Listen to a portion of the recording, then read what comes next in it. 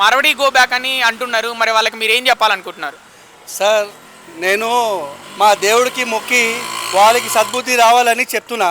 మావాడి go back అంటే okay, first మీరు Rohingya go back చెప్పండి, బంగ్లాదేశీ గో బ్యాక్ చెప్పండి, పాకిస్తానీ గో బ్యాక్ చెప్పండి. వాళ్ళు ఇక్కడ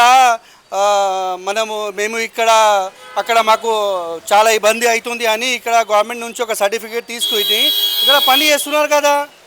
గోల్డ్ పని చేస్తున్నారు, కుకింగ్ పని చేస్తున్నారు, ఇంకా అన్ని చోట్ల వాళ్ళు ఉన్నారు కదా. వాళ్ళకి చెప్పండి ఒకసారి గోవా కానీ మీకు వాళ్ళు ఎట్లా మళ్ళీ మీ తీట చేస్తారు అది చూడండి. మీ ఇంట్లోకి గుసాంచి మళ్ళీ అది అన్ని బట్టలు ఉన్నాయి కదా తీసి కొడతారు వాళ్ళు షామ్కి. మేము అగ్నెస్ట్ ఎవరికి లేము, మేము శాంతి ప్రకారంగా బిజినెస్ చేస్తున్నాము. మా ఇంట్లో చిన్నప్పుడు అక్కడి నుంచి మాకు చెప్తారు, అరే పని చేసుకో, అరే నువ్వు చదువుకో, నీకు జాబ్ వస్తుంది, మంచి జాబ్ వస్తుంది.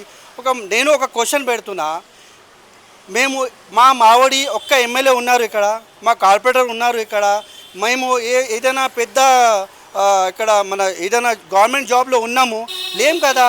మళ్ళీ మేము మీకు ఇబ్బంది ఎట్లా? వాళ్ళు ఉన్నారు, ముస్లిం వాళ్ళు ఉన్నారు, ఇంకా రోహింగ్యా వాళ్ళు ఉన్నారు, బంగ్లాదేశీ ఉన్నారు. వాళ్ళకి అడగండి, మీరు మీకు ధైర్యం ఉంటే వాళ్ళకి అడగండి ఒకసారి. ఇక్కడ